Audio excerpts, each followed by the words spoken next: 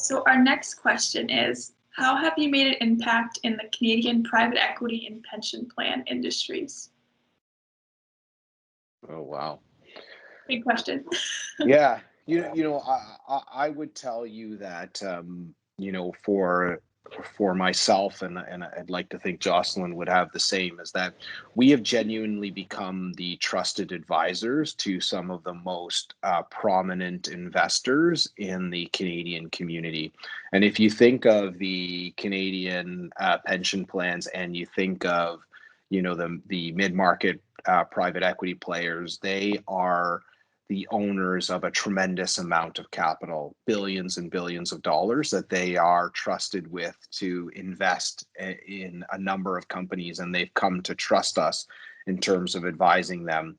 And so, I've had the privilege of, being an advisor to Ontario Plan when they contemplated investing in Canada, which at the time would have been, the world's largest leverage buyout in world history. And so, having been by the table with, a number of Canadians, as Canadian investors have put their, we put our flag, our stake in the ground in terms of being truly pioneers in terms of big capital investment. And really that stems from the pension plans. And you think about what we've done with Ontario Pension Plan, OMERS and CPP, all who have become, global investors and extremely well known in the global community as being sophisticated investors, investing Canadians' savings into great investments that generate 20 plus returns. And I think that in itself, for us to have been on that journey from when they were at their infancy to the mature organizations that they are today, I think is really the impact that I think both of us have had. Jocelyn, I don't know if there's anything to add around that as well. Yeah, I mean, one of the parts that I'm most proud of is the influence we've had on the design of investment funds and the fund managers. As Benjie pointed out, a lot of Canada's mid-market fund community are spin-outs from larger institutions, and when they were spinning out, they needed support and get set up to launch their funds, to develop structures for their funds that were efficient for capital.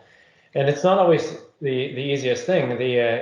Canada's tax system, perhaps ironically, perhaps not, throws a lot of barriers in the mix. We make it very difficult and very expensive to attract non-Canadian capital in this space. So the example that I use is like our HST, the Harmonized Sales Tax. We're the only country in the world that we've been able to identify that levies HST on management fees in the space. It's ironic. And so, when mid-market private equity goes out to raise capital and they're talking to investors and institutions around the world to say, okay, well, I can invest in anybody around the world and I don't pay HST on my management fees. I invest in you, you're a Canadian manager, and I've got to pay an extra now 13% on that. That's a pretty significant impediment to raising capital in Canada. And so we've spent a lot of effort helping people manage these costs. I've spent 10 years with the Canadian Venture Capital and Private Equity Association advocating for changes to the tax regime in Canada for the benefit of the community. So in addition to all the things that Benjie mentioned, I also think we've helped the community a fair amount to try to overcome some of the barriers that the system sort of throws into the mix.